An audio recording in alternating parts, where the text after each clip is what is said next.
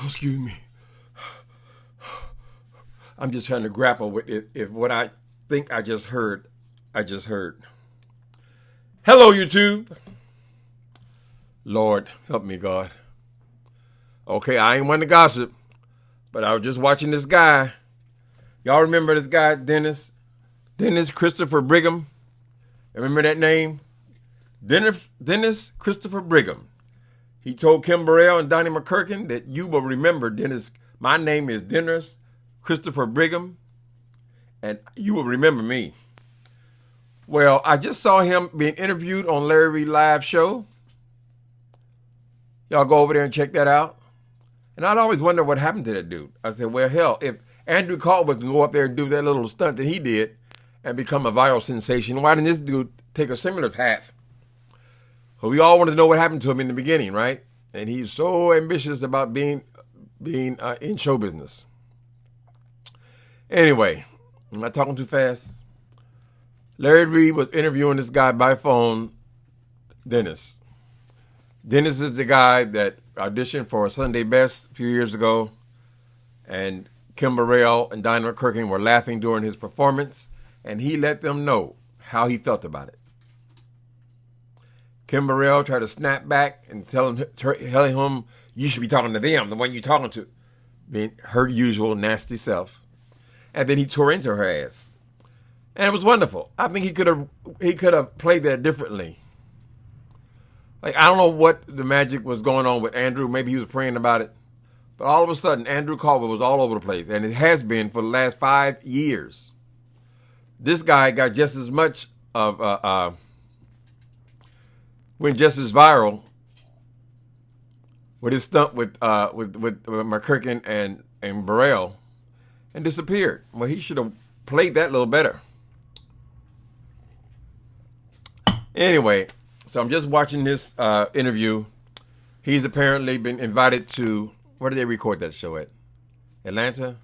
Wherever they record Sunday Best. He's been invited there, come on the show again. He gets there, and they decided, no, we're not going to use you.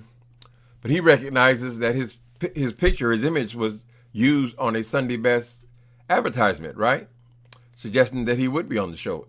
But apparently this was from the old show. They was used the clip as opposed to a coming event. Anyway, so the coming event wouldn't necessarily have even been recorded yet, I guess. So that explains why they used something old. Anyway, this guy drove all the way to Atlanta from wherever he's from in the South. And they told him, no, we're not going to use you. It sounds like probably Miss Burrell or somebody connected with the show has remembered that incident and said, no, he's probably going to react very badly if he encounters Burrell or McClurkin again. So that was an interesting part to me. To me, it's just a guy who wants to sing. He's tried out for several shows. He said he's tried out for Sunday Best 7 times. That wasn't the most interesting part of the story. Sometimes people don't realize what they have, right? Because he said that he had a problem with Donnie McClurkin because McClurkin not answering any of his messages, right? He was sending him all kind of messages about his career, about his singing, about possibilities of where he could sing, how he can get his career going. McClurkin wouldn't respond. He said the only time he responds is when he's talking about things that gospel singers shouldn't be talking about. Now, you know, an old YouTuber, boing, the ears went up. What? Excuse me? He said, let me get this right. I know y'all going to say, oh, you're being messy. Yes, I'm a messy girl, honey. Okay, so he said that after he said the man only wanted to talk about things that shouldn't be talked about among gospel artists, he said all he wanted to talk about is asking him, is he a homosexual or not? And then he said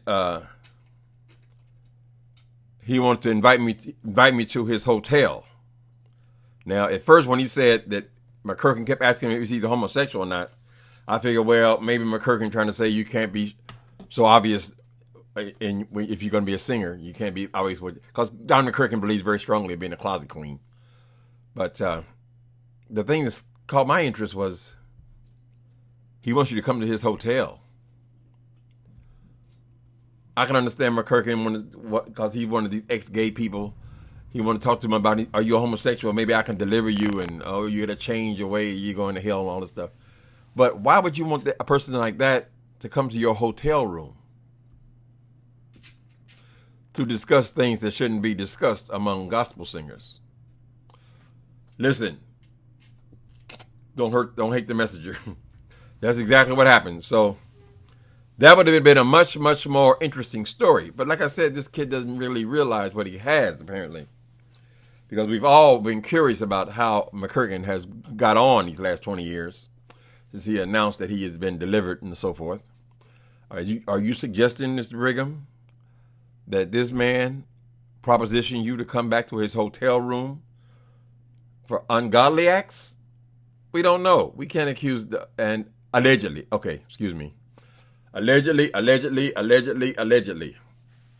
McCurkin will be bringing his ass over here. Allegedly.